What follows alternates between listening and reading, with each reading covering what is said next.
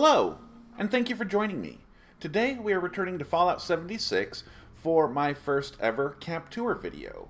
I'm still experimenting with some different video types because I haven't really found my niche yet, so expect to see a few different types in the future from me, but also if you have any suggestions or anything like that that you'd like to see from me, don't be afraid to speak up. I'd love to hear about it in the comments or whatever. So anyway, the idea for this camp came from Fallout 4 with the Slocum's Joe with the hidden base underneath. So basically I decided to build this, and big shout out to my friend Draenock. He helped me a lot on the building here, and I learned a lot from him in this process, but honestly this camp probably would not be possible without his help, and even if it was, it would definitely not look as good. So let's go on ahead and get started here.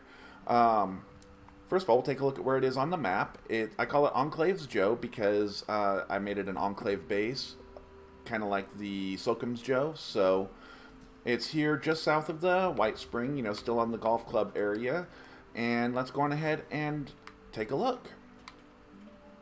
So we've got the good morning sign over there, just some decoration. And overall, if you look around the camp here, it looks like a pretty unassuming little donut shop here. Nothing too out of the ordinary. Strange that it has a big satellite dish on the back, but not too big of a deal there. Same thing on the other side. Just a average little donut shop. I did try to give it a little bit of a touch of class here because it is on the White Springs, so kind of trying to mix sort of the gaudiness of corporate chains with the refinery of the White Spring. So here we come into the main part of the donut shop. We've got the display counters with the donuts in them. Those are Fashionat donuts. Unfortunately, they do not look like donuts, but that is what they are. Got some basic decoration around here. Got someone manning the register for us. Apparently a mutant mole or something. Yasmin is, of course, a big hassle in this camp. She has been since I first built her stove, but she feels like the perfect companion for this camp. When she's standing behind here, it actually looks like she is serving customers, so that's kind of a nice thing. Overall, nothing too out of the ordinary here. Just a basic donut shop. Now you've got the employees only area back here, just like any business would typically have. Now, obviously, if I didn't want people to explore my base and all, I would keep this door closed and locked, but I figure half the fun of building a cool camp is having people come and check it out, so I do not lock this door and I generally leave it open. So, if you ever come visit this camp, know that you are more than welcome to come back here and check things out. So you come back here, overall looking mostly like a normal kitchen until you see that there is an elevator here. Hello? So we'll come up and open the elevator doors, and there's a big arrow pointing down. So, well, let's see what this does.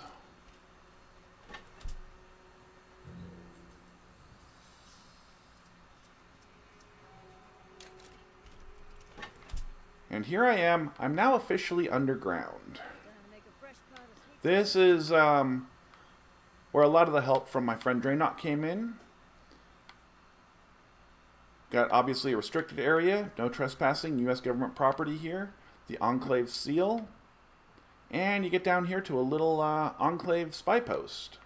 Now, these turrets here are not here as a trap or anything like that. This is supposed to be a little guard post with the G-Man here guarding it. So they're basically decoration more than anything else.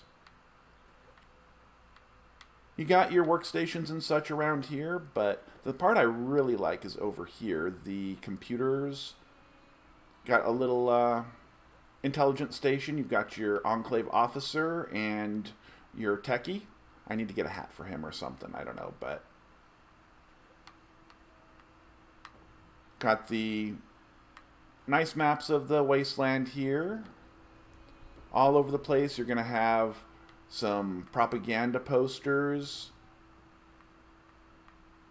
You know, beware the Red Death, all that kind of stuff. Here you've got a little bunk room with a little TV, and of course Mr. Pebbles, the first cat in space. He had to be in here somewhere, so there he is. And got some more propaganda. Over to a little workout room. Gotta have an instrument, so I chose the drums. I thought that felt appropriately military. I just put these here. I imagine they're kind of like personal terminals that the people can use. A little workout room, more propaganda posters, a little bit of fun, I guess.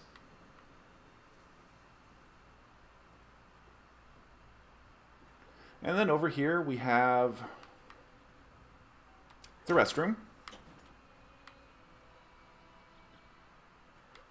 Nothing fancy, but gets the job done. So it's not a very big base here, but I have used a lot of the budget. I'll show you how much I've used here. So you can see that I've got just a sliver left. There's a few things that I'm thinking about adding to it, and I could probably do a little bit more decorating. I may do an update at some point if I add some things that I really like to it, but for the most part, that is the base here. But I really like it because it does what I really wanted it to do, which is give that Fallout 4 call out with the base hidden underneath the Slocum's Joe. So I tried that once before without actually being able to build underground like this, and it did not turn out quite the way I wanted it. It was, at the time, I really enjoyed it. I liked it. I was happy with it, but this really is the base that I was hoping for here. So when you're done in the base here, you can't really take the Symptomatic to get back upstairs. So we've got the exit zone over here.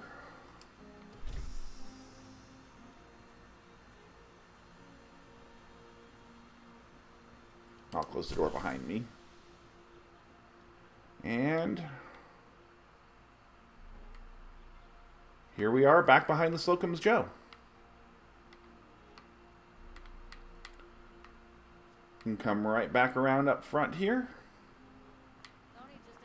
And here we are.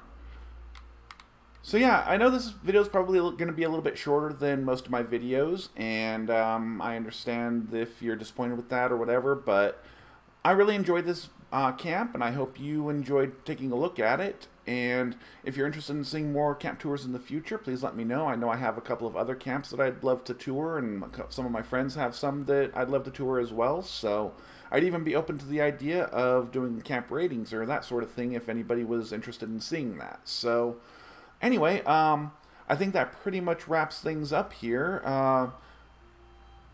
Please remember, if you enjoyed my content, be sure to like, subscribe, and comment. It really helps the channel out, and it doesn't cost you any money. And until next time, thank you for watching.